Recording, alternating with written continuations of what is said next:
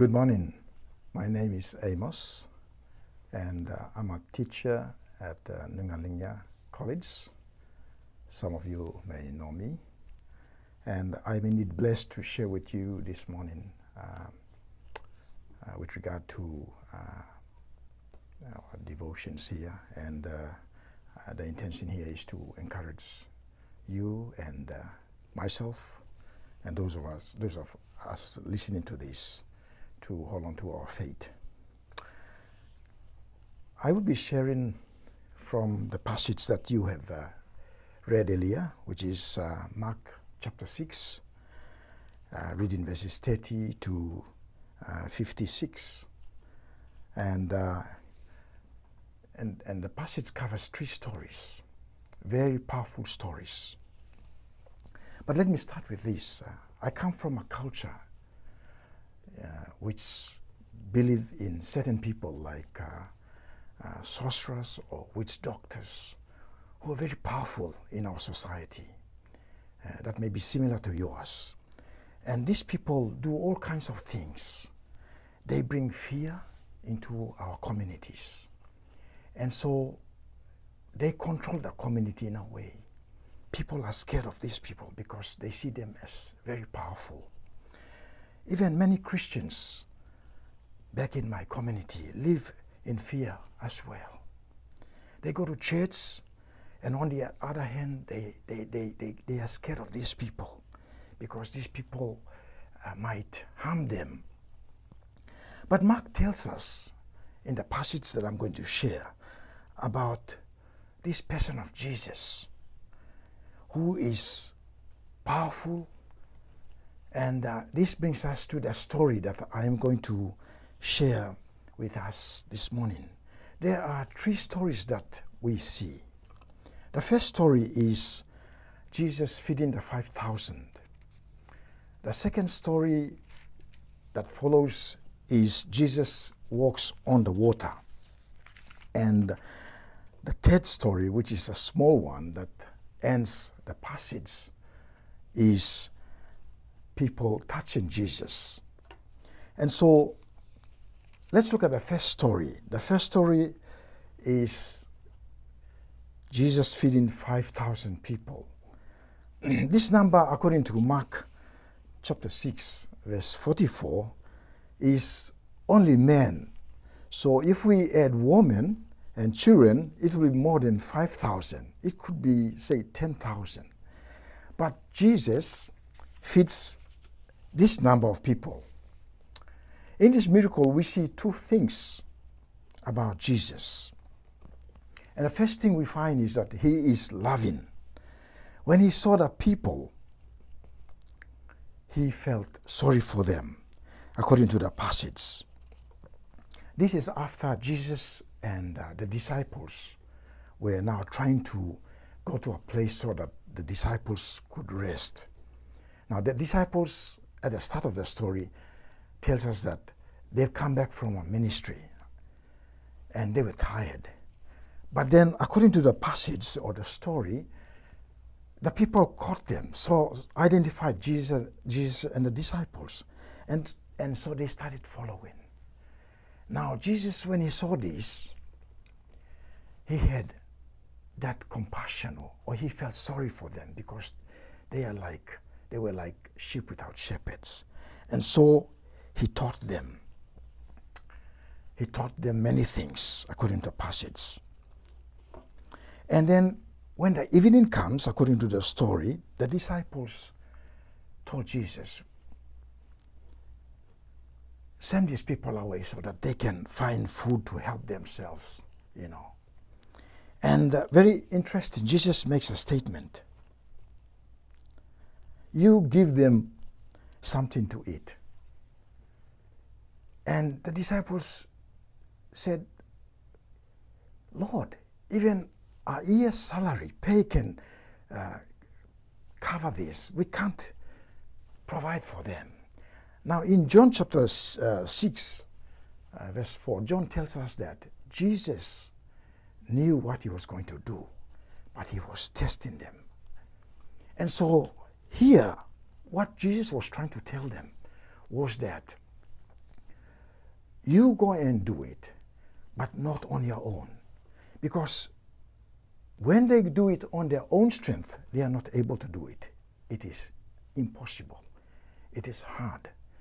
And this is a challenge to us, you and I, that we need to depend on Jesus. Doing things in our own ministries, in our own communities for the Lord, it's going to be hard. But what Jesus is saying is that if we depend on him, we trust in him, then he will be able to do the impossible. And so the story goes on to tell us that Jesus asked them, is there any food that you can find? And the disciples told him that they discovered that there were 12 loaves, or rather, 5 small loaves of bread and 2 fish. And so Jesus got those 5 loaves and 2 fish and gave thanks to the Lord. And the story goes on to say that there were many, many baskets of food, and everyone got fed. And the leftovers were 12 baskets of bread, including fish. Now, what is this telling us? This is telling us that we need to trust in Jesus. Jesus is compassionate, and Jesus is all-powerful. Now, it is interesting to note in this story that Jesus didn't create the bread, and he didn't create the fish, but he picked on what was available. He picked up the bread and the fish that was with the people. He found that fish amongst that crowd. He found that bread, and what he did was he developed it. He made it more. You and I have our giftings, our talents, and our abilities, but we fall short.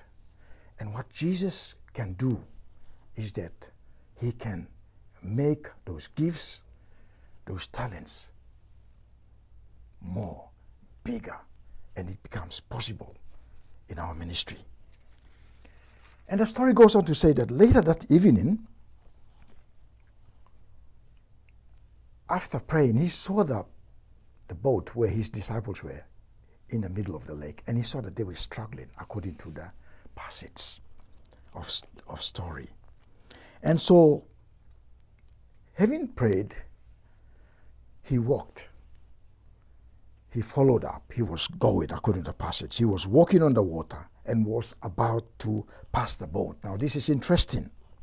He was about to pass the boat. Now, this is an Old Testament language, and the crowd would understand. This word, pass by. He was about to pass the boat. And in the Old Testament, this word, pass by, reminds us of Moses with the Israelites at Mount Sinai. And God would pass by, and his glory would shine. And here, Jesus is about to pass by the boat. What does this remind us of that idea? Well, Jesus, the glory of Jesus would shine, and that his disciples would try and see that glory. This is the whole idea about that language. But what happened is that when the disciples saw Jesus walking on the water, they thought he was a ghost. And they started screaming. They were scared. They were scared.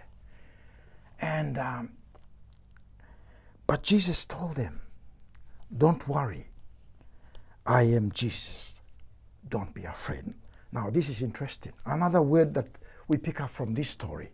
I am. I am Jesus. I am. Take courage. Now, this also reminds us of the Exodus story where the Israelites were in slavery, and then they were led out by Moses. And God uses this word when he spoke to Moses. I am who I am. That is, I am the covenant God. There is a relationship with God and his people, Israel, because of the promise that he made with Abraham. And so Jesus is saying, I am. I am Jesus. In other words, I am the I am that the people knew of that story in the Old Testament. Don't be afraid. And the story goes on to say that when Jesus got onto the boat,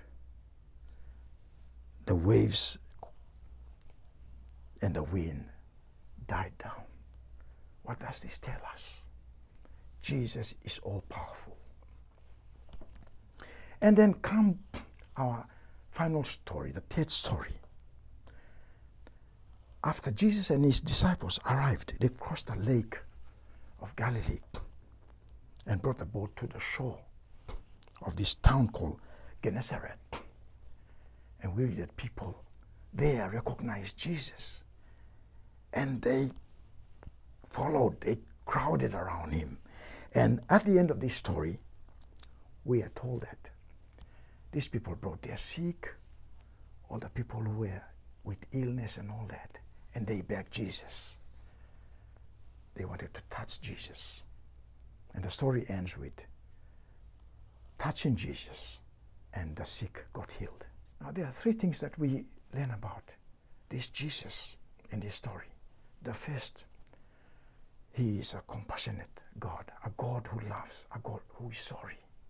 We don't find this from these certain people, the sorcerers, the witch doctors, or even the lawmen. We don't find this. But for Jesus, he had love for the people. That's the first thing we find about this Lord of ours, this Savior of ours.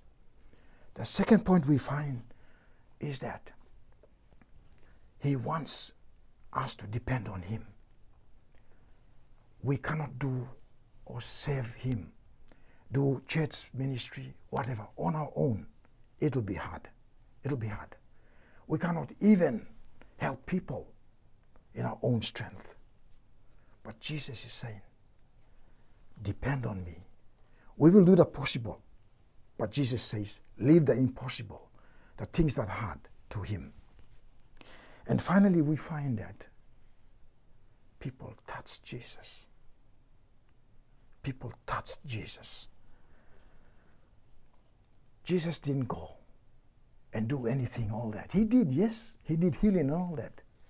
But he was all powerful. And so our story ends with that. That be encouraged that Jesus is all powerful, powerful over all the powers of in our community, powers of this earth. Amen.